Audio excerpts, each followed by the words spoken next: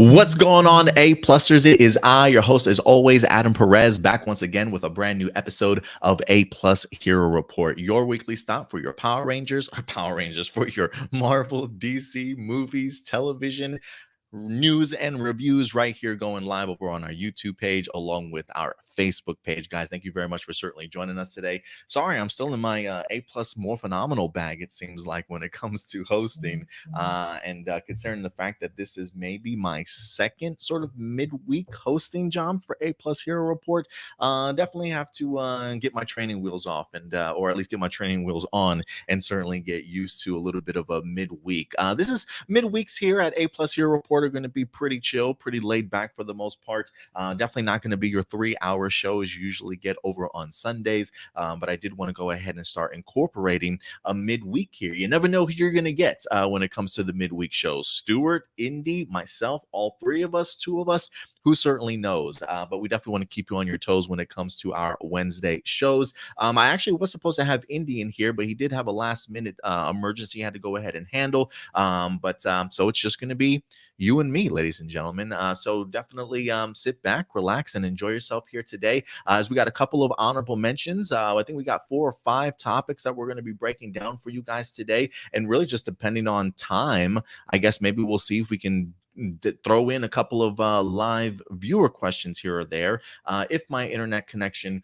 wants to work for me. It has been kind of in and out all day in regards to it being a little bit slow. So if we are having some difficulties with the internet connection, I do apologize. And yes, I do have my Ethernet cable connected this time in case some people were wondering. So real quick, just to go ahead and get into some quick honorable mentions for you guys today, because yeah, it's going to be me really just kind of manning the ship. One of the quick honorable mentions that I will say that kind of caught my eye earlier this week was that Neve Campbell from the Scream franchise has actually decided not to come back for the upcoming sequel in Scream 6. Scream 5 actually did relatively well, pretty good actually at the box office to even warrant the idea of a sequel. But unfortunately for Neve Campbell, she has decided to part ways and not return. Now, is there a possibility that they could possibly get her back? Maybe. I think right now this is probably more of a negotiating thing, as I believe one of the comments that she made was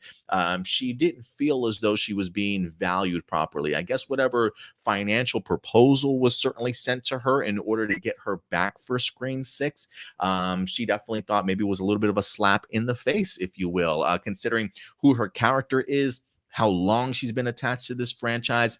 Neve Campbell clearly thinks that she's certainly worth more than the company believes that she certainly is. So Neve Campbell has decided to step away and will not be in Scream 6. So we'll see if anything changes in regards to that. But a little bit of a blow, if you ask me, to the franchise. I don't really know. I haven't personally seen Scream 5, so does Neve Campbell's character even make it out of the movie alive? I have no idea how her storyline winds up turning out. But she was supposed to come back, and unfortunately now she certainly is not. So yeah, Scream 6 will be going on without Neve Campbell. Real quick, shout out to Marcelino Vasquez for certainly being in here today. We also got Enrique Perez as well. And then, of course, Tony Robinson certainly coming through today. And if we have any stragglers, certainly make them feel welcome. Enrique says, I saw my first episode of Miss Marvel, and it was awesome. Also, the Pixar Lightyear documentary will stream on Disney Plus on Friday. And finally, Nickelodeon Slime Couple premiere June 25th. I have not had the opportunity to check out Miss Marvel yet. I believe Stuart and Indy both have. I believe they've recorded their Miss Marvel review, and their review will be dropping at 11 a.m. tomorrow. So definitely go ahead and join us for that. And then last honorable mention for you guys here, and I believe I might have a photo of it. As of yesterday, Todd Phillips, while he was currently in the news this past weekend for talking with the new CEO David Zaslav, as at least as being an advisor, if you will, I feel like more an advisory role, if anything, for the upcoming DCEU. We'll see if that certainly still works out. But Todd Phillips is in the news today, or he was yesterday, because, ladies and gentlemen, believe it or not, we are, in fact, getting ourselves a Joker sequel. That's right. He went ahead and actually revealed that the script for Joker 2 is in fact completed. And here is in fact the picture of the script.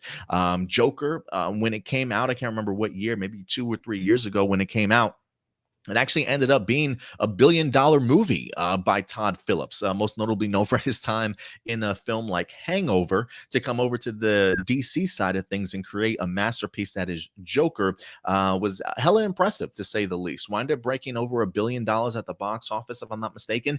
And anytime you certainly do that, it's just a matter of time before a sequel winds up dropping. And one of the things that we talked about, especially after watching the first Joker, some of the comments we made was, does this movie even need a sequel? And if you ask me, if you ask me then, I certainly would have told you no. I honestly think the Joker was a fantastic solo movie. It wrapped up certainly the way that it definitely needed to. And I personally didn't think that they needed to go anywhere else. Does that mean that they can't or they couldn't go anywhere else? Absolutely not. But for me, I kind of appreciated the idea of just a solo Joker movie that was fantastic in and of itself. But again, when you make $1 billion, the pressure from the studios, hey, do you got another story in you by any chance? And one of the things that Todd Phillips has always admitted is that, hey, I have no plans on writing another Joker unless I have another good story to certainly tell. And if we got ourselves a script here, it must be a pretty good story. And to make it even more concrete that it hopefully is certainly a good story, Joaquin Phoenix is in fact back to go ahead and play Joker. And again, this is somebody who was always very hesitant about the idea of jumping into the realm of anything superhero genre like. But the opportunity to sit down and work with Todd Phillips and seeing Todd Phillips's first script was definitely enough to go ahead and bring him on board. And Joaquin Phoenix was marvelous in the Joker film. So for him to be sitting down, reading the second script, seemingly on board as well, this has got to be a great first step for the Joker 2 movie to happen. But yeah, guys, go ahead and certainly let me know. Do you think the Joker even needed a sequel? I am kind of curious to know what you guys thought. Certainly go ahead and let me know your guys' thoughts in the live chat or the comment section box below. And I'm actually really excited for it. I really want to see what they come up with. I have no idea sort of what area they can kind of explore.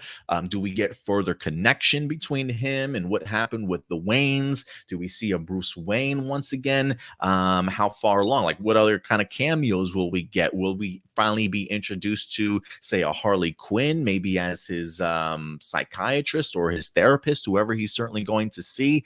And I do wonder if, because David Zaslav has brought Todd Phillips on in regards to at least in an advisory role right now, who's to say what kind of role Todd Phillips will have in the future? I do wonder if that also means this is the type of filmmaking that David Zaslav is certainly a big fan of, or maybe the idea of him wanting to explore the concept of maybe other villains in this particular light or tone that Todd Phillips has kind of set, whether that be a Lex Luthor, a Mr. Freeze. We threw out a bunch of them, I think, when we last talked about Joker.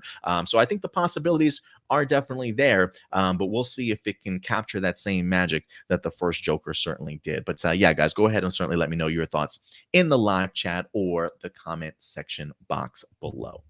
All right, guys, and with that out of the way, I guess we should start just moving straight on to our main topics, huh? Again, it feels a little bit weird around here to be hosting this show by myself. But you know what, guys? It's all good. It's not like we haven't done this before. You know what I'm saying? All right, let's go ahead and get into some news. We're going to go ahead and start off with the main topic today. And this has been the main topic everywhere, it feels like, over on YouTube and the internet. Dwayne "The Rock" Johnson came through on his promise in regards to letting us finally see the trailer for Black Adam, ladies and gentlemen. That's right. The trailer for Black Adam has officially dropped. We even got Enrique Perez letting us know Dwayne Johnson in the Black Adam trailer, and he is the next DC hero or villain, or as that they certainly like to call them, the anti-villain or anti-hero, I should certainly say. They did go ahead and drop a brand new poster for this movie as of yesterday. I'm actually loving this. It said, "The world needs a hero. It got Black Adam." And there's even a great line in this trailer, too, where it says, you know, in this world, there's superheroes and villains, and the good guys don't kill people. And I think that's Hawkman that's talking to him. And then you've got Black Adam that says, well, I do. So I am kind of curious to see the balance in which they're able to get here. It feels like I'm curious if they're definitely going for the sympathizing aspect of this character, kind of seeing his origin story a little bit, the fact that his son sacrificed himself to save his father in Black Adam. I do wonder, like, clearly there's probably going to be some rage, some animosity, right? Some hate after being sort of captured, entombed, if you will, for like the past 500 years or however certainly long it definitely was for him. So I am kind of curious if they're going that route of maybe having the audience sympathize for him for the loss of his son and his family and things like that. But the action in here looks incredible as he's going to be facing off against some superheroes by the name of the JSA. That's right, the Justice Society of America. And I actually thought that this was probably going to be more of like a period piece, maybe taking place back in like the 60s or 70s or maybe 40s, maybe a little bit earlier than that, just based off of the JSA being involved in here. But seeing some of the technology, I mean, these guys have like Avenger level Quinjets kind of flying around in this. I mean, we're talking like flying motorcycles and things like that in the air. So I'm assuming, if anything, it's present time with the top level technology that we certainly have going on in here. But visually, it looks incredibly stunning. I do love the sort of filter that they kind of have on it, that sort of orange or bronze tint to it a little bit. I think it looks spectacular, honestly. Finally getting the opportunity to see further looks, if you will, at Hawkman facing off against Black Adam. Looks like they're having a little bit of a conversation for themselves. Great intense moment. And then, of course, I think we've seen this shot before, but it never gets old getting the opportunity to see the wings on Hawkman actually come out. He looks incredible, and I can't wait to see the action pieces between him along with Black Adam. I'm trying to figure out exactly, like, is he Thanagarian? Is he just sort of like reincarnated? Is this the reincarnation aspect of him, if you will? Is he like what is it? Carter Hall? I believe he was an archaeologist, if I'm not mistaken, in the DC Comics originally. So I am kind of curious to see what version of Hawkman we definitely have here. Is it going to be a little bit of a blending of both? One other person that I'm really looking forward to in here is, in fact, Dr. Fate. I mean, he looks incredible in here. We definitely got even some of the what do you call it? We even got some of the what I thought for a second was the mirror verse of Doctor Strange in here. I was like, what is Dr. Fate doing? Like, why are they stealing this idea? But it looks incredible. I think they're doing an amazing job. And you honestly can't go wrong with the actor whatsoever. He's always going to deliver. He always hella impressive. So I am curious also about the background that we see here. Is that like the what's the name of the what are they, Blackhawks? If I'm not mistaken. I'm just looking this up real quick on my Blackhawks DC. Yeah, Blackhawks. That looks like a Black Hawk sort of symbol for me in the back. I am curious if there's going to be any connection to the Black Hawk group, as I believe that they were like fighter pilots, if I'm not mistaken, back in the day. So I am kind of curious if that is exactly what that symbol is, or if it's a completely different symbol for something else. But I definitely would like to know your guys' thoughts on that, especially considering the fact that I feel like just recently, maybe a few months ago, we had a story about a Steven Spielberg led Black Hawks movie for DC that I believe never got off the ground, but there were talks of it maybe even still being a possibility. So I'm wondering if this kind of opens the door for that, or if that is a completely different symbol. Enrique does ask here in the comments, when exactly does Black Adam come out in theaters? This October 21st, if I'm not mistaken, is in fact the date. But I will double check that for you right now. Actually, hold on one moment here, because it is on the poster. So I just want to bring the poster back up. October 21st. Yeah. So we are getting Black Adam this year, October 21st. And then, believe it or not, we're also going to be getting ourselves Shazam in December as well. So plenty to definitely enjoy. But The Rock looks great in here, if you ask me, man. I'm really impressed with him. This is a shot that we get the opportunity where he's narrating a little bit, letting him know that he was once sort of enslaved, that his son sacrificed himself for him. And I love the line that he gives once he's actually Black Adam. The idea is like, now I kneel for nobody. You definitely get the opportunity to understand why as they always say, the hierarchy of power in the DCEU is certainly set to change. And then this other fantastic shot here. I think after we wind up seeing Black Adam take down two of the jets just with ease. And then there's another great shot where he's confronting like these two scientists, I believe, in a van as they try and roll up their windows. Like that's certainly going to help them. But I love the shot of him catching the rocket that was launched at him. I mean, did you see the level of speed that Black Adam certainly has at his disposal? It certainly feels quicker than even Shazam or even Superman. I mean, the way that he moved from the van front door to catch the rocket was unbelievable in and of itself. So I'm really liking what I'm seeing so far, man. I truly am. We actually did even get an interview with Dwayne The Rock Johnson.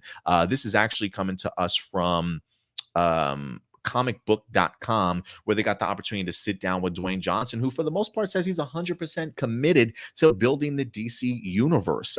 So David Zaslav, I hope you're certainly listening, as Dwayne The Rock Johnson seemingly wants to be a really big part of the DC universe going forward. He says, I am 100% committed to not only Black Adam, but then expanding the Black Adam universe, the DC universe. Johnson said when asked by comicbook.com if he sees himself in the role for years to come during a Q&A with press, he says, I am an optimist from the word go. So to me and to all of us up here, all universes exist in our heads. We all will work very hard to make sure we are honoring the mythology, but also giving the fans what they want. I hear the fans, we all do, and I pick up everything they're putting down. It doesn't get by me. It doesn't get by these guys in regards to their producers and directors. He says, this is the beginning, hopefully, fingers crossed, of a very long storyline road that Black Adam is the anchoring jet fuel now that will then push and press this universe out. So it definitely feels like, for the most part, he certainly wants Black Adam not only to be big movie-wise, but clearly be a big character and a big focal point for the DCEU going forward. Now, we still have the Flash movie that's set to go ahead and drop June of 2023 next year. So a ton of time to certainly kind of explore things and figure out what David Zaslav certainly wants to do after that particular movie. And so I do wonder if Dwayne The Rock Johnson will continue to be a focal point.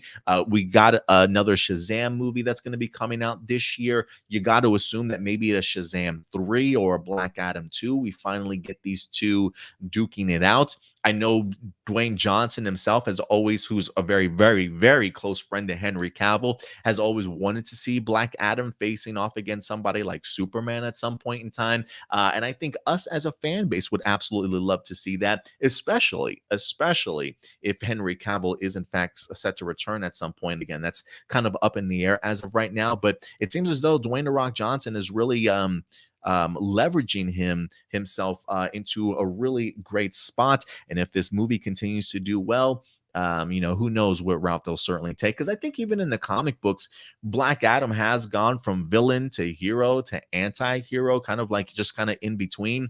If I'm not mistaken, I do believe he is a current member of the Justice League alongside that of somebody like even a Superman, but they seemingly handle him with sort of kid gloves. I think maybe worried more or less on his mental state, mental capacity, what's going on with his powers and things like that, right? So I could see Black Adam at some point in time, if they ever wanted to reform a Justice League, him being a part of the team. It's not like they don't have source material that they certainly couldn't pull from if they wanted to when it comes to the comic books. And I think it definitely would make him very much the uncertain team member, not really sure what you're going to get from him from time to time. And I think that would actually make for a pretty interesting storyline, to certainly say the least. But look, I'm loving everything that we've seen so far. I honestly think that out of this trailer, one of my favorite scenes is probably when the henchman or the robber or whatever tries to hit Black Adam over the head with the crowbar, and it literally bends in the shape of this guy's head. And then the very next scene, we just see him being chucked far out into the ocean.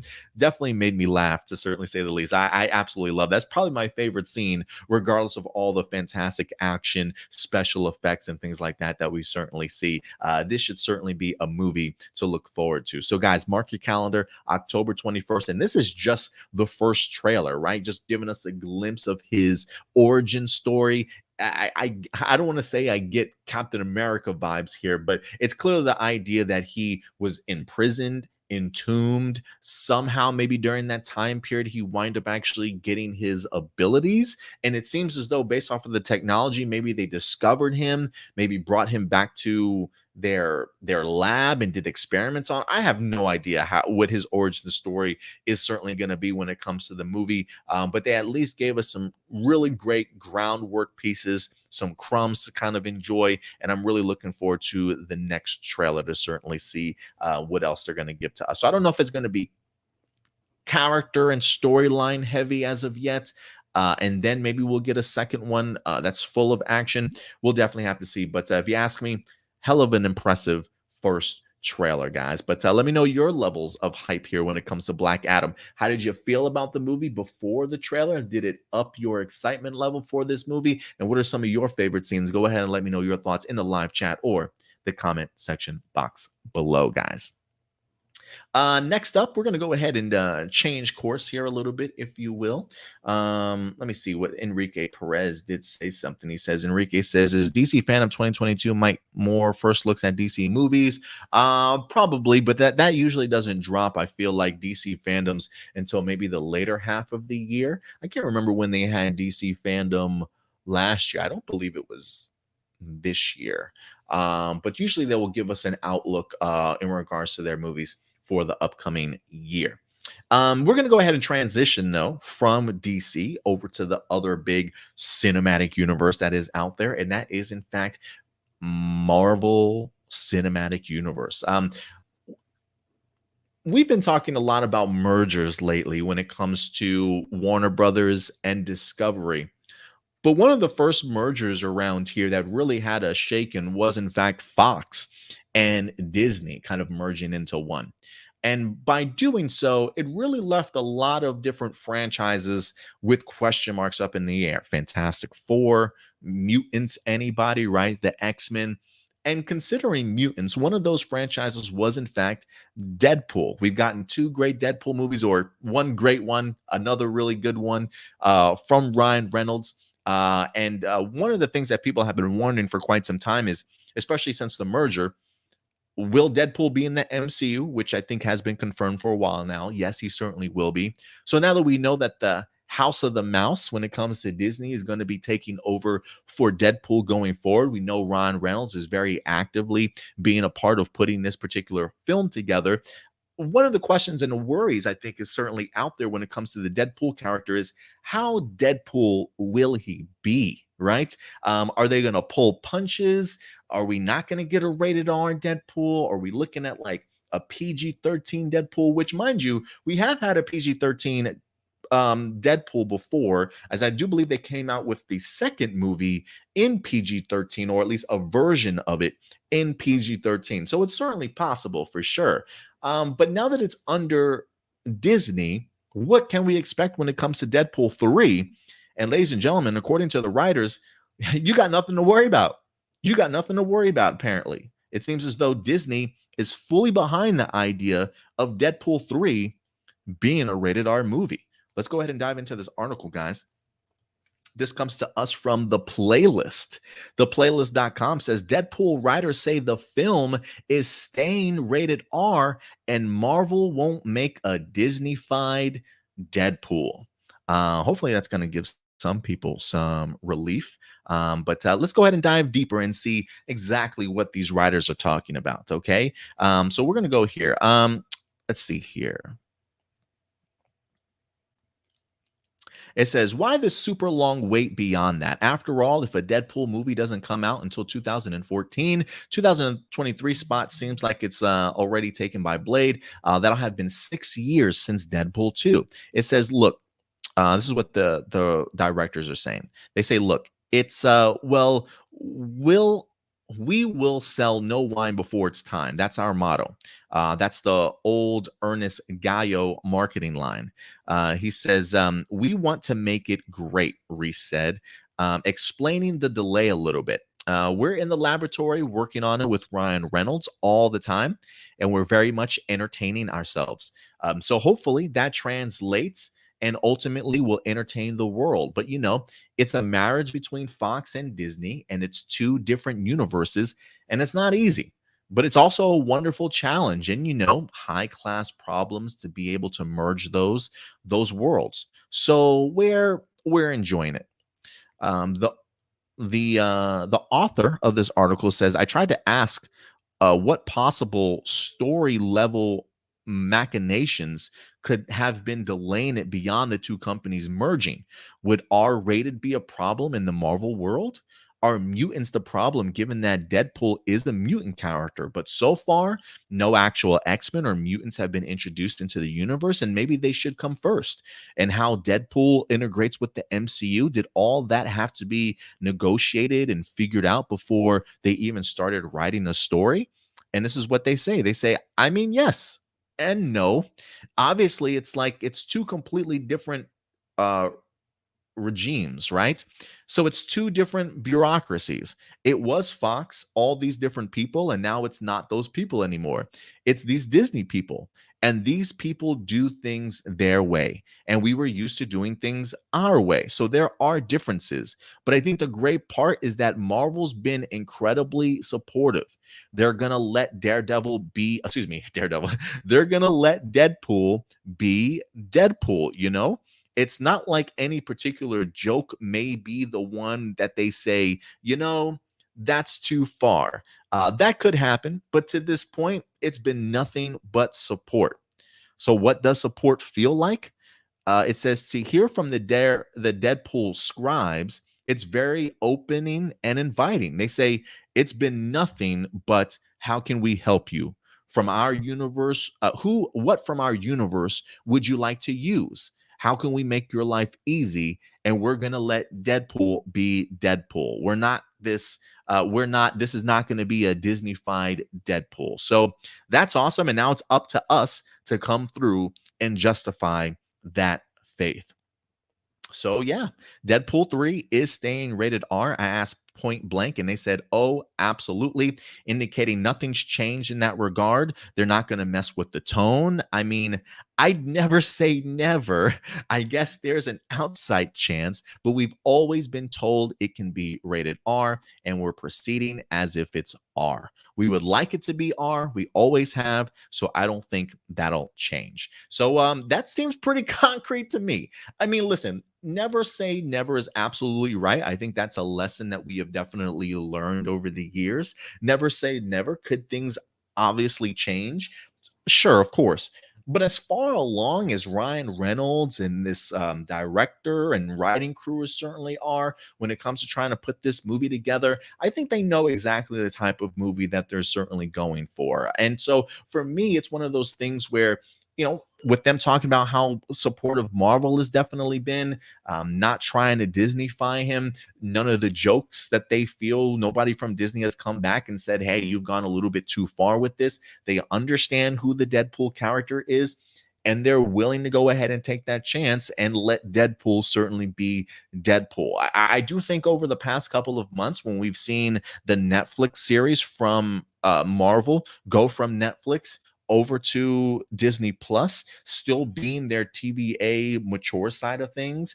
Moon Knight maybe pushing the envelope a little bit. We've got movies like Blade coming out, A Werewolf by Night. we are really getting into these very dark and mature sort of characters and genres when it comes to superhero movies. And so I do think they've been mentally preparing us for that. I think even Disney Plus at some point in time stated that they were going to go ahead and put like a parental guide that you can go ahead and put on just to go ahead and keep kids out, sort of thing. And if that's the case, then you know what? You should be able to have adults be able to access any content that they certainly want to on your show or on your streaming service, and provide certainly that level of content as well. So for me, this really does give me hope. It doesn't feel like it's going to be a watered down version of Deadpool. It feels very much like we're going to be getting Deadpool that we've seen from the first movie along with the second one. And I honestly don't think Ryan Reynolds would probably take anything less than that. I mean, would he? Maybe, but I think Ryan Reynolds and everybody understands what people want to see from Deadpool, and I think they understand that the fans will certainly be really disappointed if they certainly didn't provide that with them, considering the fact that we've just seen this character over the past two movies. He can't really change his ways now. You know what I mean? So I think this is great news. I'm really hoping that if anything, this does bring some excitement to the fans, and hopefully in the sense of not having to worry. Shout out also for Datilla for certainly coming through today. So thank you very much, guys. But again, I will be curious to see if there are maybe any jokes that might be a little bit too far when it comes to Disney, but it feels like full steam ahead when it comes to Deadpool 3. So as of right now, Deadpool is rated R. What do you guys think, though? Do you think that by the end of all this, they will have some say? I mean, look, Disney as a whole will probably at some point in time have some say in regards to certain things. But as far as the type of say to completely change the tone and the vibe of the movie, when you're sort of that far in with the creative and developmental process, that I hopefully don't see changing anytime soon. But listen, at the end of the day, these are just my A+ opinions. I want to know yours. Does this comfort you guys at all? Are you hyped to know that Deadpool is going to be Deadpool? Or do you think some way, Disney will find a way to go ahead and Disneyfy him? Go ahead and certainly let me know your guys' thoughts in the live chat or comment section box below, guys. Let's see here. There was a comment, I think, from Enrique asking when the release of Doctor Strange come into Disney Plus. That I don't know. I don't know off the top of my head. I can probably look it up real quick, though. Let me see here. Doctor Strange 2 Disney Plus.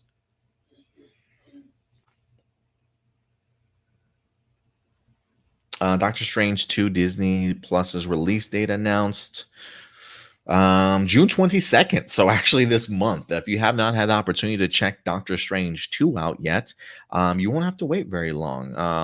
Marvel's latest is coming home on Wednesday, June 22nd to Disney Plus.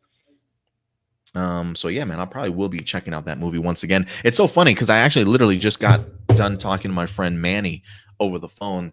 He was asking me if I checked out Doctor Strange, and I told him that he has. And believe me, he hasn't had the opportunity to see it as of yet, which really floored me because I know he's usually keeps up with it, to say the least. But he may not have to go to the movie theaters to go ahead and check out Doctor Strange 2. June 22nd, guys, on Disney Plus. So go ahead and certainly mark your calendars. There is a part of me, honestly, that kind of wants to go back and do sort of a phase 4 marathon, including movies and television series, just to see if I missed anything, really link those connective tissues back once again. So I may do a little bit of a phase 4 marathon at some particular point in time. But let's go ahead and move on to our next topic, guys. Our next topic up today is going to come from us from the world of Netflix. Listen, guys, over the past couple of weeks, a couple of months, we've been promoting the hell out of this Netflix series by the name of Wednesday. That's right, guys. Wednesday Addams from the Addams family is in fact getting her own live action series. It is in fact going to be directed by Tim Burton, of all directors that you could certainly ask for. And it will in fact be starring Jenna Ortega who will in fact be playing a Wednesday. I believe maybe Christina Ricci, I believe, is actually going to be in this season, in this series, who actually did play the Wednesday Addams character originally during the Addams Family movies. I don't know exactly what role she's going to have, but she certainly will have a significant one when it comes to the Wednesday series. And we've been highlighting it, really getting excited, talking about some of the interviews over the past several months. But today, guys, this past week, we finally got our very first look. They did go ahead and drop not only a teaser trailer, but also our first glimpse at Jenna Ortega as a Wednesday Addams, as I believe we go from the age of 8 in the movie to Wednesday at about the age of 15. So she is currently in high school. She's a little bit more grown, clearly dealing with more high school problems here. And based off of just the personality of Wednesday Addams, I am pretty intrigued to kind of see how they're going to go ahead and bring her to life. But if you ask me, man, I mean, it looks like they just literally ripped her out of the Family Addams movie. I think this was a great pickup. I really enjoyed Jenna Ortega. While I have not seen her in the recent Scream movie, because she was in Scream 5, I did see her in a recent, I believe it was an A24 horror movie by the name of X, which was kind of like a slasher film, if you will. It felt very like a very retro sort of 80s classic slasher film, if you will, with a very unique and interesting premise that it was like one of those things where I didn't know how to feel about it. It was cringy and awkward and scary, but at the same time, it was so unique and weird. I've never seen a movie quite like it, but she really impressed me in that movie as well. But getting the opportunity to see Jenna Ortega in here, I knew the moment she was cast, she was going to look great in the part, and she certainly does. And in everything that I've personally seen her in, she's an amazing actress. One of the challenges that she did say in one of her past interviews, though, outside of the idea of working with Tim Burton, the idea she's never really played an iconic character before. Wednesday Addams is such a unique and different character than anybody else that she certainly has played in her past. So to be able to strike those tones and that personality and the vibe and that aura that Wednesday Addams certainly gives off feels like it was probably one of her more tougher challenges to go ahead and tackle, but one that she certainly appreciated, certainly as an actor. And I think when you are working with somebody like Tim Burton, who is already an amazing an amazing director, who probably works extremely well with his actors, she probably is able to really get into character here, and know exactly what Tim Burton certainly wants from her. So for me, I've always been a fan of just Tim Burton's sort of aesthetics, his style of filmmaking. Like I don't want to say not every filmmaker I feel has a distinct style. Like there are certain movies that I can watch that I can be like, that's a so-and-so movie. Like Sam Raimi, I can tell what a Sam Raimi movie looks like. Same thing with Michael Bay. They have their unique sort of styles to directing.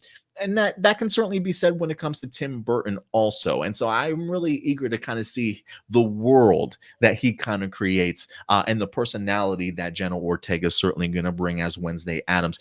As an older Wednesday Addams, somebody that's clearly in her teens, and how she's certainly going to go ahead and live in this world. So I'm really looking forward to it, man. The idea of her walking out sort of into the spotlight from the dark, fixing her little collar. I think when the trailer starts off, she's braiding her own hair, sort of thing. And then, of course, you've got, was it Thing? The Thing on her arm. I don't. That's not Cousin It. Cousin It's the really hairy one. So I think that's the Thing. Let me correct me in the live chat if I'm wrong. Night of OA. What's up, Matt? Good to see you in here, man. He says, my wife is super excited for this series. Me and her both, man. Me and her both. I think Jenna Ortega is an amazing actress, and she certainly looks the part. Will she deliver? We'll definitely see. But I feel like I've seen her certainly in enough movies and projects to be really confident in her being able to bring this to life. So I think if you grew up in the 90s and you enjoyed yourself some Addams Family values, heck, maybe if you're even old school, like back in the 60s or whenever they had the original Addams Family black and white series, I think you might be certainly excited to say the least. But let me know your guys' thoughts. We got our first look Wednesday Addams. This was just a little bit of a teaser. I'm really looking forward to the actual series itself. But that is something that's certainly going to be on my watch list. But listen, at the end of the day, these are just simply my A plus opinions. I definitely want to know yours. So let your thoughts be known in the live chat or the comment section box below. And we'll definitely go ahead and continue these conversations as the episode or throughout the week, I should say. We got two more topics, guys. Two more topics we're going to be diving into today. Oh, you know what? Give me a minute here, guys. There was a topic. I was looking at this setup today and I'm like, Adam, are you missing a story? Are you missing a story? And I certainly was. It's not the last story, but let's go ahead and dive into this next story here while I try and bring up that other one. But this comes to us from another movie topic that we're going to get into. Hulu just recently dropped a trailer for the movie by the name of Prey. I want to say this popped up on my radar when the teaser originally dropped, maybe a month ago or so, maybe 2 weeks or 3 weeks ago or so. They had a brief teaser poster and a brief teaser trailer, and I didn't even know that they were making this. But believe it or not, guys, this is a Predator movie. Where are my Predator fans at? Where are my Predator fans at? I know for a while we kind of got thrown around in the whole Predators versus Aliens debacle for quite some time, but it seems as though Predator is finally getting back to its roots here. And the tease was certainly enough to perk up my ears, keep it on my radar. But this week, guys, we got ourselves a fully fledged trailer. That's right, guys. Prey is in fact set to, it's an original Hulu movie set to drop August 5th, guys. So mark your calendars, August 5th. If you haven't had the opportunity to check out the trailer for this, please do yourselves a favor and definitely go ahead and do so. For the most part, the premise for this is it's set in the Comanche Nation 300 years ago. Prey tells the story of a young woman, Naru, a fierce and highly skilled warrior. She's been raised in the shadows of some of the most legendary hunters who roam the Great Plains. So when danger threatens her camp, she sets out to protect her people.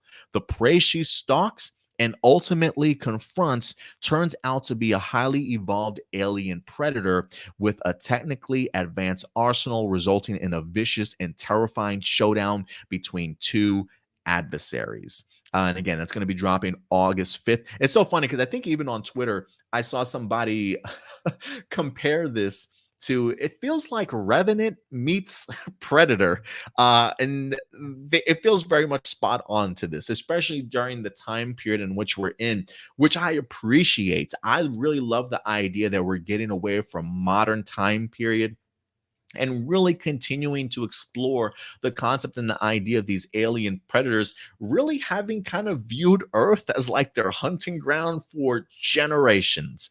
And the fact that they're even here during the Comanche Nations period 300 years ago, letting their presence be known. Like I love in the trailer, the warrior Naru, she says, you know, I feel like I saw a sign. And when they showcase that, it's like, it almost feels like Independence Day, like this UFO is about to come through these really overcast and dark, stormy clouds sort of thing. I thought it was a really great shot. But to kind of see her believe in herself as a warrior, as a hunter, when nobody else, certainly in her tribe, believes that she's capable of doing what they're capable of doing, sort of thing, and to have her be the one to face off against the predator, I kind of really dig that. One of their taglines in this is, I believe, they hunt to live and it lives to hunt, talking about the predator. I thought it was a really great play on an amazing phrase there, as you do get the Comanche Indians in here,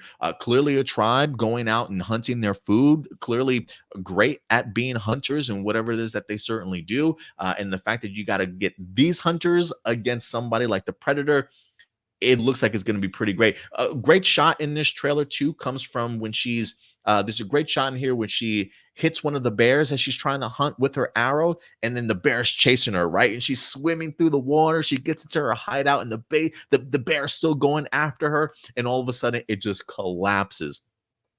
Great soundtrack to this trailer too. As the bear is being pulled, the music rises a little bit to the moment of the bear being raised above her head, and you could see that camouflage sort of silhouette of the predator. I mean, it's an amazing, amazing shot to kind of give you goosebumps. The quietness of the plains, right? I think we saw the shot in the teaser where one of the gentlemen, one of the Indians, was like pulling back on the bow, and you just see the 3-dot scope on his head. Well, we get to see the continuation of that in here as she pushes him out of the way, and they begin to run as they're being chased by an invisible predator. So everything looks great to me in here.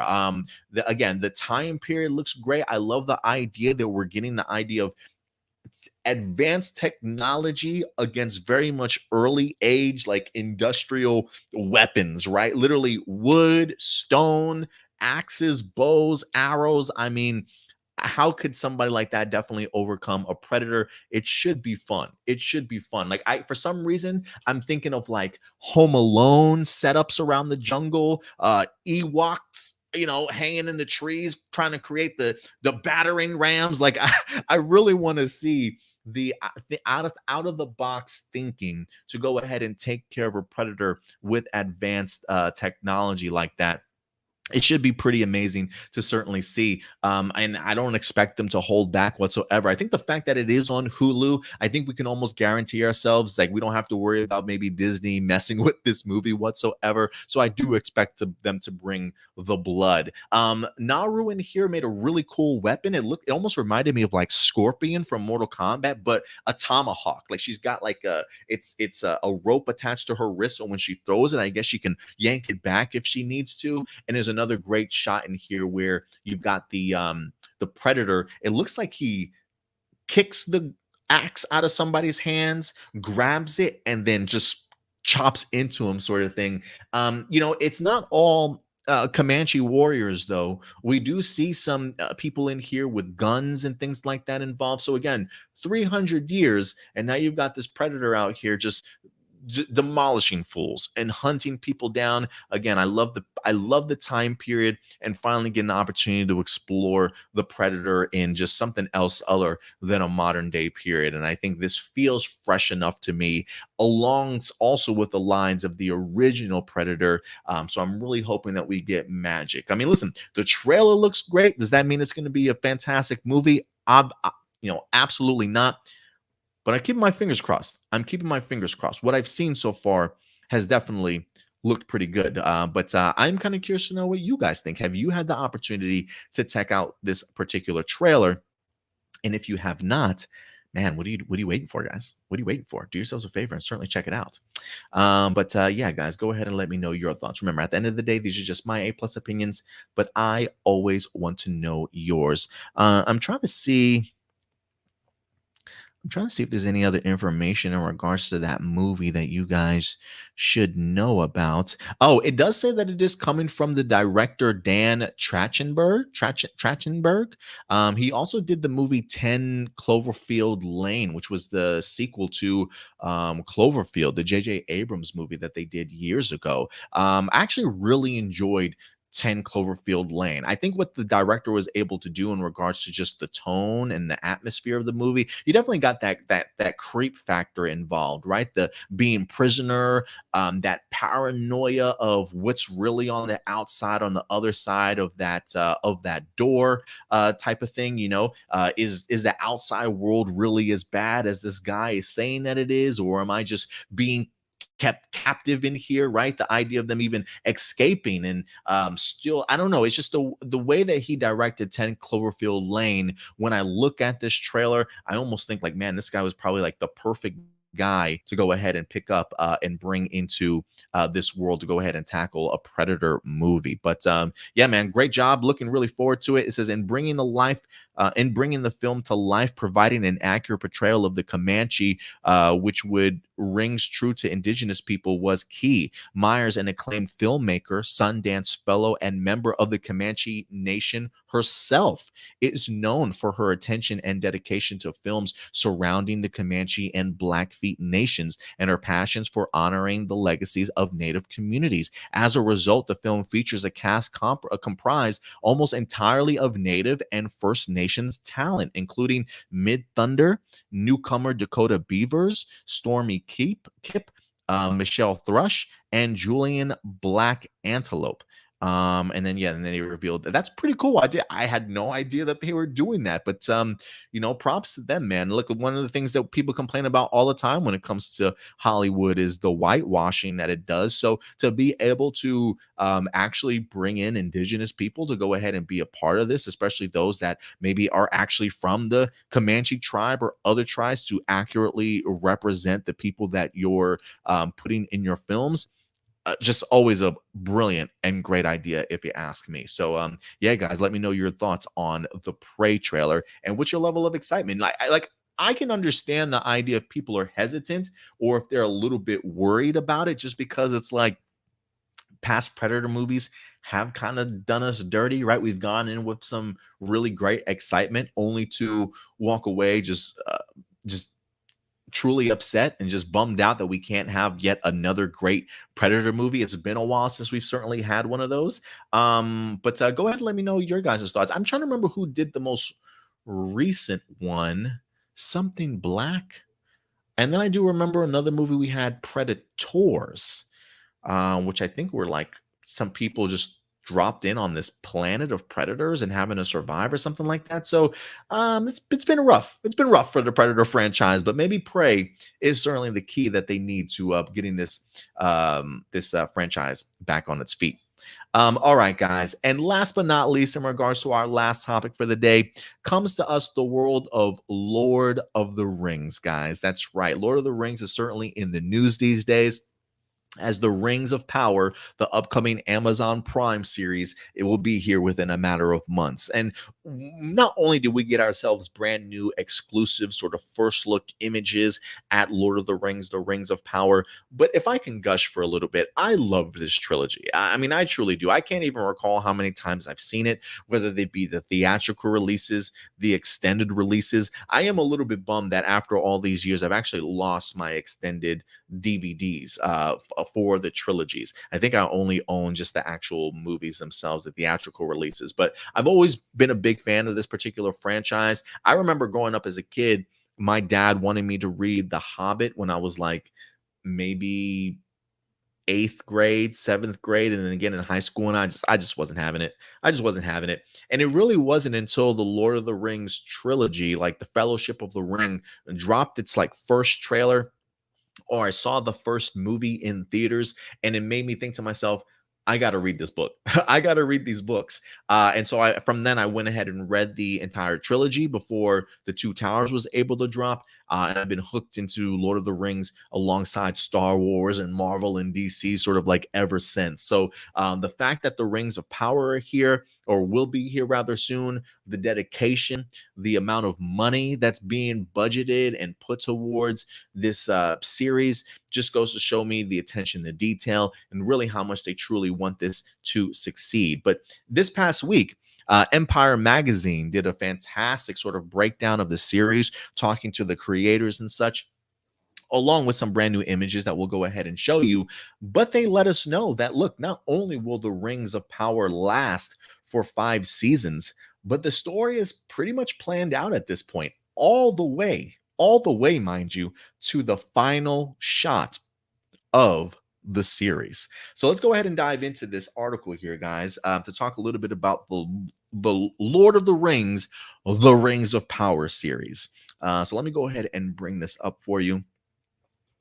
You know, I did pre-read this article before. I usually, when I prep for my shows, not only do I pick out the stories, but I like to read through them beforehand. Now, I read this article yesterday, and unfortunately, since then, I have not read it. So if I feel like I'm a little bit all over the place in breaking this down, I do apologize.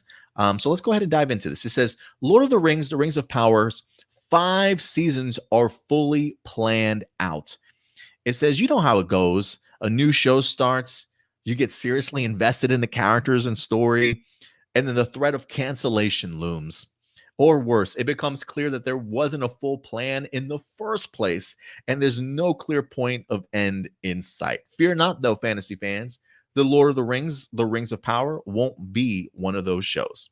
It says, telling a whole new story in the second age of Middle Earth. For those of you who don't know, if you did watch Fellowship of the Ring, the battle that you see with the elves and men taking on Sauron and his people, that is actually the end of the second age of the Middle Earth. So I'm kind of curious, will this series in 5 seasons get to that particular scene? I am kind of curious. But it says Prime Video streaming service began with its storytellers, including showrunner J.D. Payne and Patrick McKay, along with executive producer and director J.A. Bayoina. But Bayoina, is that how you pronounce it? Cooking up a full beginning to end story. It's about the destination as well as the journey, and the Rings of Power is ready to take us there and back again. See what they did there. We know, this is what they say, this is a quote, we know what our final shot of the last episode is going to be. The rights that Amazon bought were for a 50-hour show. They knew from the beginning that was the size of the canvas. This was a big story with a clear beginning, middle, and end. These are things in the first season that don't pay off until season 5. So they definitely have the long game certainly planned here. Amazon said, hey, we want 50 hours. We want a 50-hour show. I'm assuming, if anything, that amounts to 10 episode 1 hour seasons, perhaps. Maybe that's why we get 5. But it is clearly a beginning, middle, and end.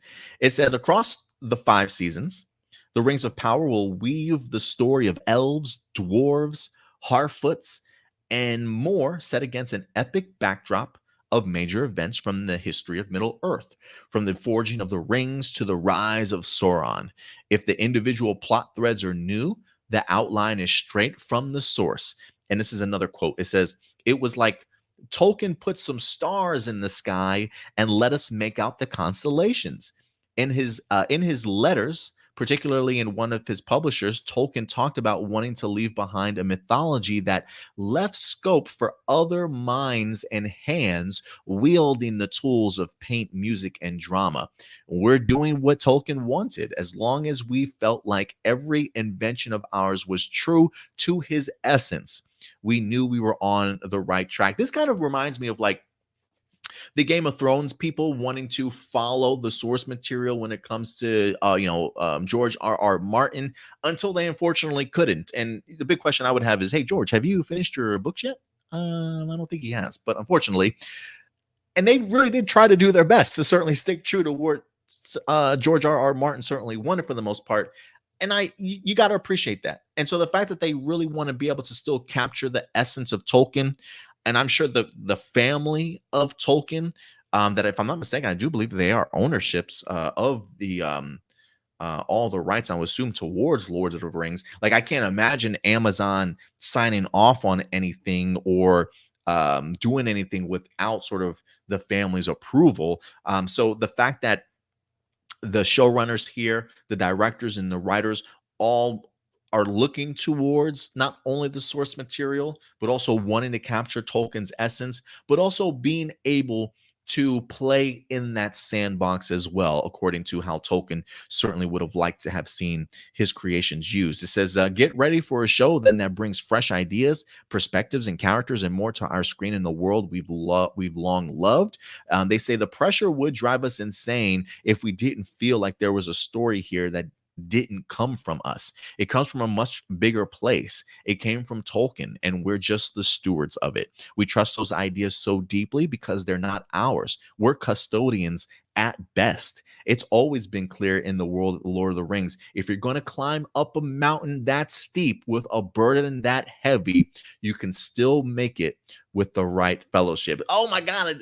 Yo, that just gave me goosebumps. That was so incredibly well put. I absolutely love the fact that they were able to go ahead and put a Lord of the Rings reference in regards to the heavy burden, right, of the idea of the responsibility that you have of Tolkien and his essence and his work on your shoulders. But when you get people around you that have the same mindset, that appreciate the work, that understands its importance, you might have a pretty good show certainly on your hands. Now, look, just because they've got five seasons certainly planned out, does that mean it's going to be a fantastic show? No, it could have its ups and downs, whatever the case may be. But what I will say, I always appreciate when a showrunner and the creator of a show has their plan in place. Because you're right, there, according to the article, there truly is nothing more frustrating than jumping into a show that feels like it doesn't know where it certainly wants to go, or unfortunately just does not land its ending. And so I kind of like this idea. My only critique would just simply be, while I appreciate the fact that they have everything worked out for the 5 seasons, especially down to the last shot. I You always want to be able, I feel like, to have some maneuverability, right? Because you never know, right? We could get, say, a season one, and maybe there's a character in there that most people, maybe the writers and creators thought to themselves, people probably aren't going to really care too much about this character. But maybe when we actually watch it, we love it and we see it, and the people start to react to what it is that you're presenting to us. You want to be able to, from season to season, to be able to change course if you need to. Maybe have the idea of the end result and the end path being exactly where you want it to go, but being flexible enough to take detours if something, explodes into popularity, or people don't find very interesting or appealing whatsoever. And again, it's not bending to the will of the loud voices on Twitter or whoever the case may be, but just understanding your viewers, and understanding that sometimes, while it's okay to have a plan, there definitely needs to be some flexibility in there. And I think if they can have that mindset, then maybe. But look, it is one of those things. Maybe even based off of the flexibility, if they are really trying to hold that true to Tolkien's essence and stuff, who's to say maybe some of the changes that people want to see, they feel, I don't know if Tolkien would have really agreed upon that. And now we're kind of messing with his story a little bit. I am kind of curious to see if there is a balance or not. But regardless, I am at least thrilled that there is certainly an end in sight, because I'm pretty sure we can probably all name a series that we thought was going to end one way. Or, I mean, God, I think of, like, clearly Disney didn't have a plan when it comes to their trilogy. I think they'll probably admit that at this point. People also want to throw out Lost, saying Lost didn't have a plan. To that, I like to push back, and I think maybe I'm one of those Lost defenders that loved Lost when it certainly came out. I watched that thing religiously, and I've definitely done my fair share of research when it comes to the debacle that was sort of Lost and how it kind of jumped the tracks. And to them, I would certainly say, look, Lost was not meant to be as long of a season as it was. But because of the fact that it became so incredibly popular, ABC, I think ABC mentioned that they wanted 10 seasons of Lost, when I think it was only originally supposed to be 3. And you got to imagine the idea of renewing each season, ABC asking you for more, and you've got to negotiate less and less and less, because it's like, bro, we've only got 3 seasons to tell, and yet you want us to sort of stretch this out for 5, for 8, that sort of thing.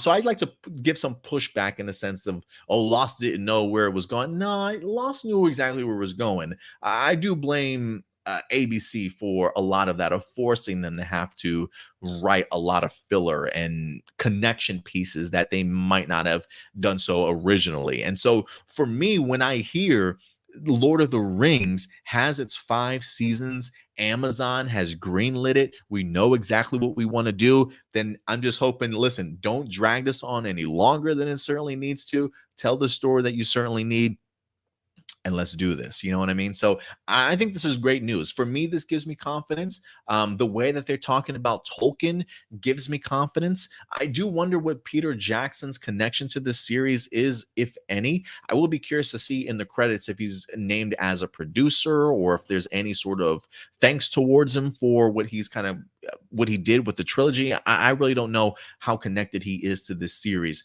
But this, to me at least, lets me know we're on a good trajectory. You put a lot of money towards this series, right? You need to land it and you need to do it right. And it feels like they've got certainly all their ducks in a row. How it'll certainly hit fans, will we certainly enjoy it? We'll definitely have to wait and see. But this definitely does give me some level of confidence. But what about you guys? Are you more confident in this series now? Is there anything that was said in this article that really perked up your ears or stood out to you that you want to further go ahead and talk about? Go ahead and let me know your thoughts in the live chat or the comment section box below. And we'll definitely go ahead and continue along with this conversation throughout the week before we see you guys again on Sunday. And you know what? We got a couple minutes. I know it's about an hour or so. This is probably about the time I probably would try and wrap up some A plus hero report midweek. But since we literally have like 28 emails still remaining from live viewer questions, I will take a few. We won't drag this out too long today, but I will go ahead and take a few. Let's see here. Alexis Murillo, thank you for coming through. Oh, you got a long one here. This is your thoughts on the Power Ranger movie. You said, I was totally shocked by the 2017 movie when I got to rent it on YouTube. I normally go into every movie with a clear mind and no expectations. However, I went into this one with a slightly lower expectation. Not this movie's gonna bomb, but I don't expect much for this. And I was pleasantly surprised, to say the least. You know, I will say this, Alexis. Usually when there's a movie that I'm feeling really uncertain about or been hearing mixed reactions, I usually like to go in with lower expectations, because I feel like almost 9 times out of 10 I will walk away appreciating a movie maybe a little bit better than other people, because my expectations are kind of already low. So I always think that's a really great way to go into a movie anyway. You say my predictions were Elizabeth Banks would carry the entire film. The Rangers would be interesting and instead be walking tropes. And the film would either be too grim, dark, and serious, or too campy. Boy, was I wrong. Elizabeth Banks was amazing. She really was. I really had fun with her role as Rita, but the Rangers were equally as interesting and really carried the film as well. I love that we got to spend time with them. Me too. I really enjoyed all the character development that they spent. I walked away really enjoying. RJ Cyler as Billy was hands down my favorite character, but everybody else really came to play. I think the only lackluster person for me, and again, I don't know her personally, and this is no slight to her, was probably the Becky G character for Trini, but everybody else I was always really gravitated towards.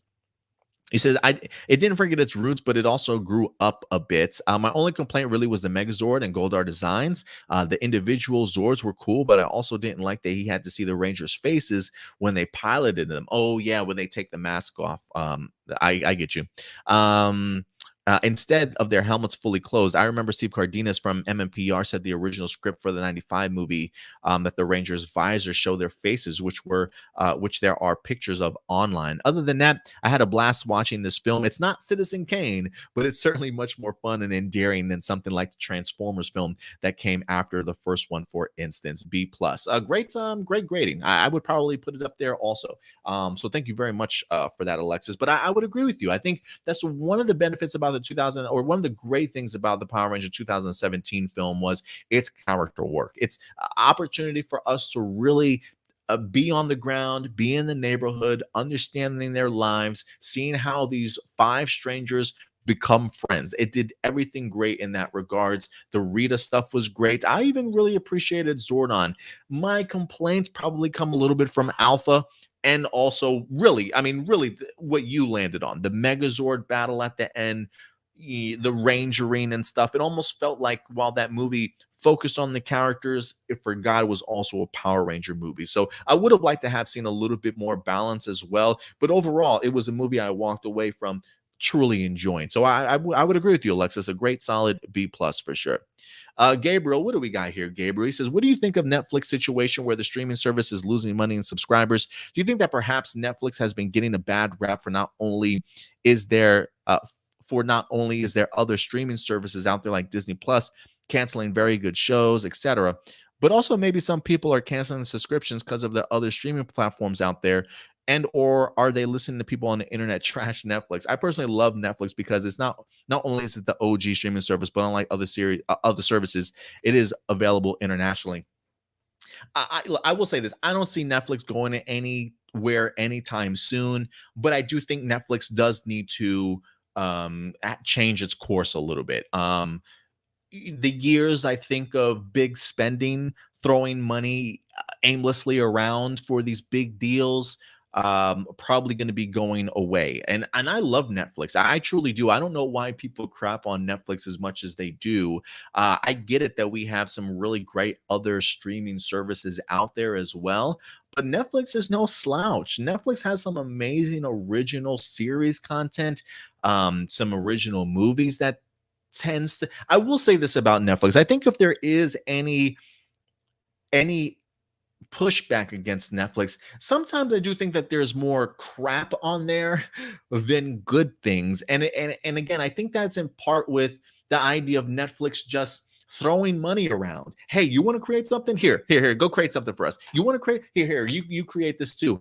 And after a while, the quality of everything that's on Netflix is more probably miss than hit. Because trust me when I say there are some great gems. There are some great gems on Netflix you can find, even if it's international shows, right? I mean, I believe Squid Game was a South Korean show, and people gravitated towards that. So Netflix is clearly no slouch when it comes to movies and television series. But I'm going to be honest, there's also a lot of crap on Netflix.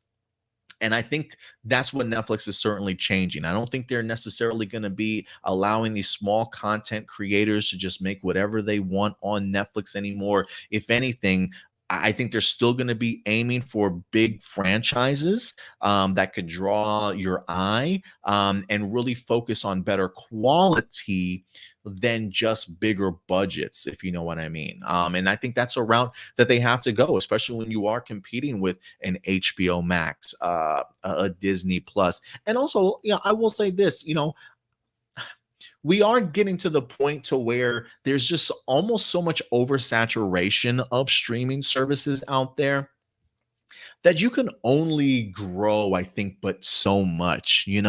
I think at some point in time, it's just like retreading the tires. Sometimes you're just going to be in majority of the households in the US, and subscribers count isn't going to go up as high or as quickly as it certainly used to be. There is a ceiling, I feel like, at some particular point in time. And so maybe some things will rotate. Maybe people will leave Netflix for a while and go someplace else, and then they'll cancel their subscription there and then kind of come back to Netflix. I think with Netflix just having such a big grasp on the industry, and like you mentioned, internationally, how much further can you honestly go? And so I do think eventually HBO Max will hit that same road. Same thing with Disney Plus. But the benefit to those two is that, they are creating content in-house. The content they create is all original. They don't pay anybody else to have to bring content their way. Whereas Netflix, they got to spend that money in order to get people, well, I want your IP, I want your property, I want to distribute it, bring it here, sort of thing. But they do. Again, Netflix does make their own original stuff too from time to time, but they are also dependent on being able to get other content to certainly come in. So they definitely spend a little bit more money than other places do.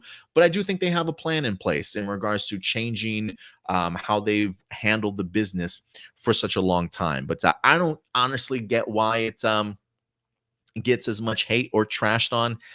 But I think it's unneeded. But I think Netflix will rebound. And I think also, listen, I canceled my Netflix subscription because of the fact that me and the girlfriend live together and she's got a Netflix subscription. So I do think that people are, and look, we're in the time period right now inflation is a very real thing. People are almost paying $5 a gallon at the pump, sort of thing, right? So you got to make some sacrifices. Netflix is probably one of those things that'll be sacrificed, especially when you can just go ahead and jump onto somebody else's profile and watch it through there too. So I do think there's a little bit of everything. I don't think Netflix has become a terrible streaming service whatsoever. I just think that there are multiple factors truly causing the position that it's certainly in right now. J.K. Lawrence says, what did you think about the most recent Mad Max film with Tom Hardy and Charlize Theron? And what do you hope to see in the prequel? To me, is it me, or are there rumors of a Fast and Furious spinoff of Charlize Theron's character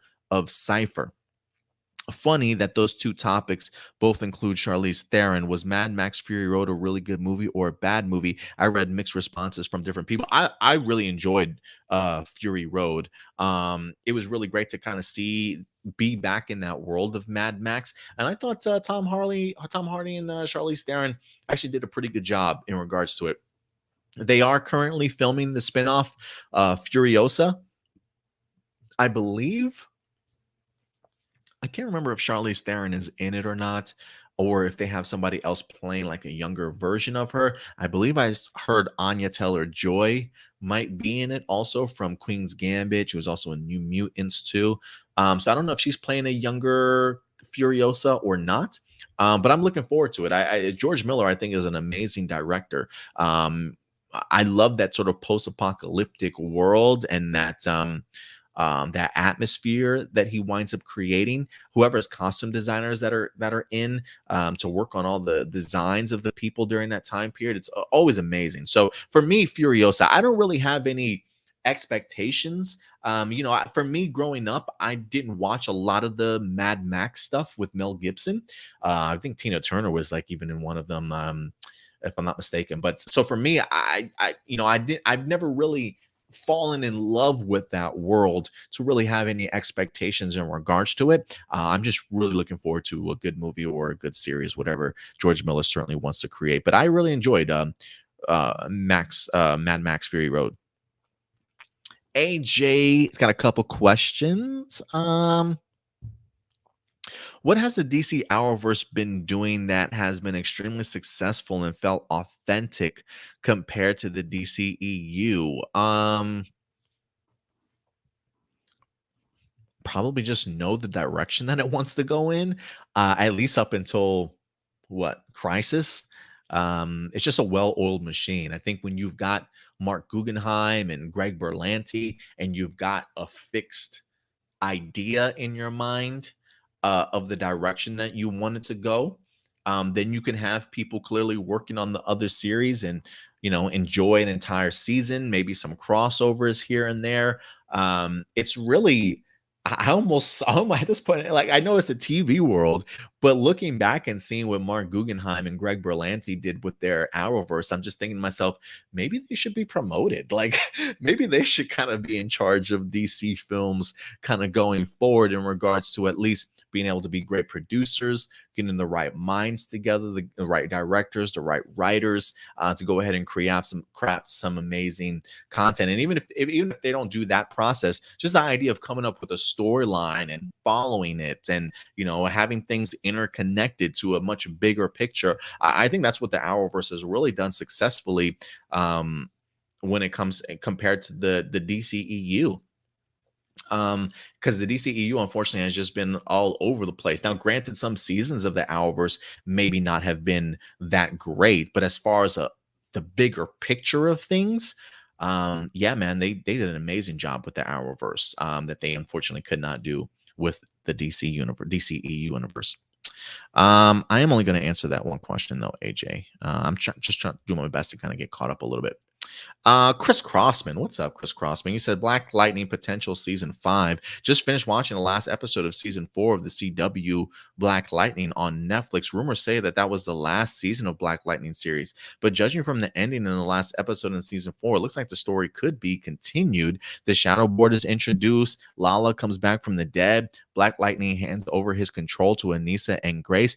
These points all give me the feeling that there could be yet another season of Black Lightning to come. Chris, my boy, Chris Cross, my boy. I hate to be the one to tell you this, man. It's not gonna happen, Chris. It's not gonna happen. Come here. I'll console you. If you want a hug, I'll console you, man. It's okay. It's okay. But it's not gonna happen. It's not gonna happen. They definitely have stepped away from Black Lightning. We couldn't even get ourselves a Painkiller spinoff that Jordan Calloway was an incredible actor on. Couldn't even get a Painkiller spinoff. Instead, the CW and Warner Brothers wanted to pursue a live action Powerpuff Girl uh, television series where the pilot that they put together was too campy, too cringy. They didn't even want it anymore. Even though I do hear that they're supposed to be reshooting it or doing it again, I haven't heard any movement on it. So they literally wasted a pilot and a series that hasn't even come out yet. Instead of going down the path of Black Lightning and Painkiller. So listen, I will say this, Chris. While unfortunately it's not going to happen, I agree with you. I think Black Lightning probably had at least a good 6 seasons in it. If Supergirl can make it 6 seasons, I didn't see any reason why Black Lightning could not have made it 6. It was honestly one of the most consistent stories each and every season. Even if some of the seasons weren't blowing you out of the water, they were always consistently good, and it had one of the best villains in Arrowverse. I'll put him in top 3 easy in Tobias Whale. Good old Tobias Whale. I've even put Lex Luthor up there from Supergirl, and maybe an Arrow villain. What maybe Malcolm Merlin might be another maybe Deathstroke. I don't know. They're like top 4 for sure. But Tobias Whale for me was like one of my favorite villains. So a lot of potential. I would totally agree with you, Chris Crossman. A lot of potential for season 5. I say a lot of potential for season 6. But unfortunately, it's just it's not going to happen. Jessica Friedman, do you think we get a Supergirl cameo in Superman and Lois? And do you think Jordan will get a suit like his dad in the next season? I really want to rely on Stewart for this. Do I think Jordan will get a suit? Doesn't John one of them had like Punk Superboy costume on? Was that Jonathan? I can't remember the difference. Is Jonathan the football player, or is I can never remember the two, but I thought it was like the brother that was taking the drugs or whatever was heightening his abilities to give him powers. I thought I saw him in like the Punk Superboy outfit at one point, which I thought was awesome. I always wanted to see that costume. Shout out to Superman and Lois for some amazing costume accurate designs. Yeah, I'd say maybe he will. Maybe he will. Sure, why not? Do I think we'll get a Supergirl cameo? Yeah, give me a Supergirl cameo too. Why not? Victor Flores. What's up, Victor Flores? I might have just do 2 more emails. Victor Flores, what do you think of the video game Twisted Metal getting an animated series? I used to play the game as a kid and it was so much fun. I am super duper curious how this would work as an animated series. I am very hopeful for this and glad it's animated instead of live action. To be real, I don't think it would look good as live action, no matter what, in my opinion. There's so many possibilities when it comes to an animated series. You can bring a voice actor, you can bring in any voice actor, and can be easily replaced if the actor has a busy schedule and moves on. And even if the crossovers with the other animated series, even if it doesn't make sense, I honestly thought it was a live action series.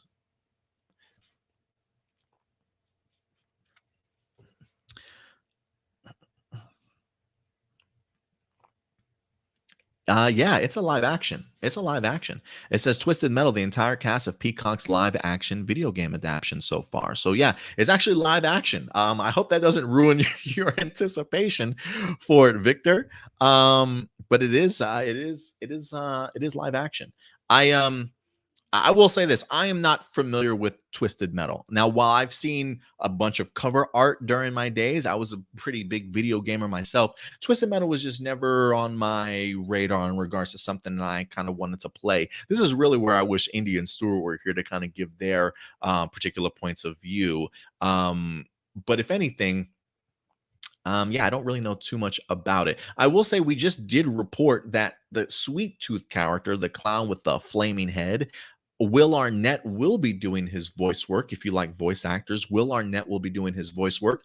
And the pro wrestler Samoa Joe will actually be doing the body of the character. So I'm assuming they'll do a lot of motion capture with Samoa Joe. So live action with some voice acting in that particular character. But yeah, it's actually going to be live action. Questions by Morgan. Okay, Morgan, you got yourself like a little segment on the show. Questions by Morgan. What were some of your top 5 worst films and series of all times? Oh man, when it comes to the upcoming Black Panther Wakanda Forever movie, which side of the field do you stand when it comes to some fans wanting T'Challa to be recast or killed off instead of having Shuri take the mantle as Black Panther? While we know Shuri becomes Black Panther in the comics, do you think someone else should be Black Panther for the movie? I remember someone on Hero Report a long time ago said maybe Michael B. Jordan as Killmonger switching sides and becoming Black Panther, or an alternate version. Well, I will say this to your first set of question. Name your top 5 worst films and series of all time. I will just name one movie because I don't really have the time to go through all 5. Let me just make sure I've got this movie. It was a space movie. There's something that tells me I remember going to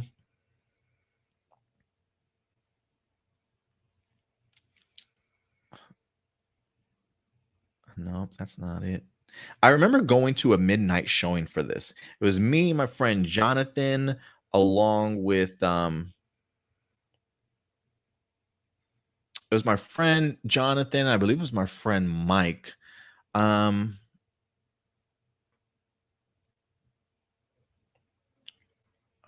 Oh, there it is. It's called Apollo 18. Apollo 18. My God.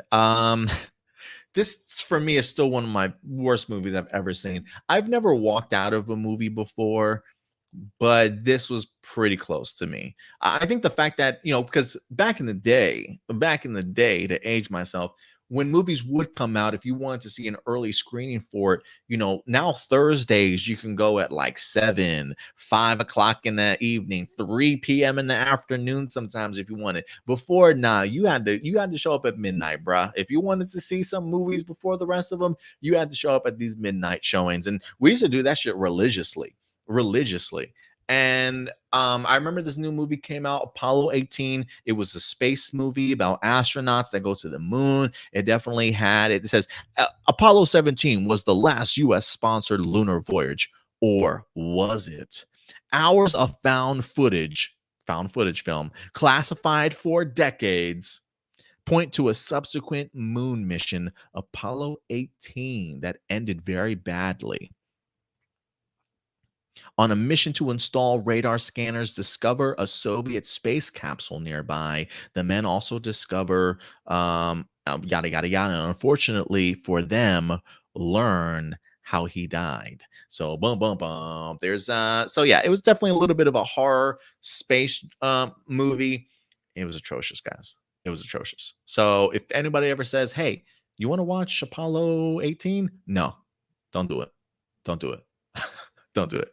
As far as the Black Panther and Wakanda stuff, and I think we'll wrap up on this question here. As far as the Wakanda stuff, one of the things we did bring up before is like, look, we've been introduced to the multiverse here recently. What if Doctor Strange 2, WandaVision a little bit also? It would be cool, like if they wanted to bring back Michael B. Jordan, you could certainly do that. You can definitely do so. Maybe pull him from another multiverse. Maybe in that world he's not Killmonger, or maybe he is Killmonger, but nicer, or maybe he is T'Challa in another universe. We were just throwing around the idea that that's certainly a possibility. Am I 100% sold that Shuri's the next Black Panther? There's a part of me that wants to say no, but there's another part of me that wants to say yes.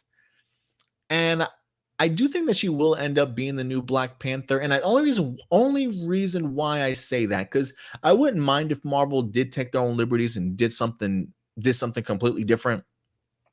But the only reason why I think that is because of the fact that I think production shut down for quite some time when she had gotten ill. with COVID, I believe, or she hurt herself. I can't remember what the situation was. It was either COVID or she injured herself. You guys clarify for me. But I don't think they did anything while she was gone. And granted, they did film this in during the pandemic. So usually if somebody did catch COVID, right, you can't really do anything for a long period of time. But I think maybe it was an injury. I can't remember from the top of my head because something tells me that they did not film while she was gone. And if they didn't film while she was gone due to an injury, for me, it makes me think that there's a much bigger role for her in this movie. And maybe she is the main lead in regards to Black Panther. So they really needed her on set to be able to get filming completed. So I do wonder if that's it. As for me, do we recast T'Challa? I think we've said this before. I wouldn't want to be Kevin Feige and Ryan Coogler to have to try and figure this shit out. I really wouldn't. I will say this. As long as it's respectable, I'm okay with whatever direction Marvel wants to go in, honestly. It doesn't really matter to me. I'm okay. I will say this. I'm okay with him either being recast. Yeah, I'm okay with him being recast, or they just have a memorial for him and he died off camera or something like that, being heroic, or maybe there was something he couldn't. I don't know. I don't know how real they want this to get in regards to honoring Chadwick and the Black Panther character. I do think there's room for any direction that you go, honestly. I don't think anybody's fully going to be happy, but I think at the end of the day, as long as you can make Chadwick's family happy and you can do a great tribute and make people feel Chadwick and the T'Challa character in this movie still, then that's all I care about. That's really all I care about at the end of the day. Marcelino Vasquez. But yeah, guys, other than that, that will do it for our live viewer questions today, at least. And of course, we'll go ahead and tackle some more on this weekend's episode of A Plus Hero Report. Maybe if anything, I'll talk to Stuart. Maybe if anything, maybe we could do another live viewer questions this week, maybe like Thursday or Friday. He might be able to drop something, but I'll talk to him first and see if that's possible.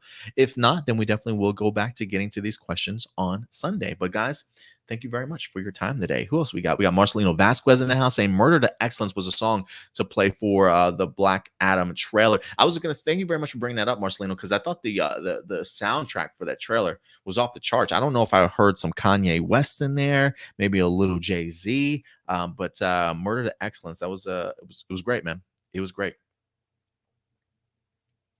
Datilla says, do I watch New Japan Pro Wrestling? I don't, but I am very much aware of who Will Ospreay is.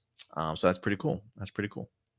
All right. Other than that, guys, I think that's going to go ahead and do it for us today. Appreciate it, Datilla. Thank you very much, especially with Joe.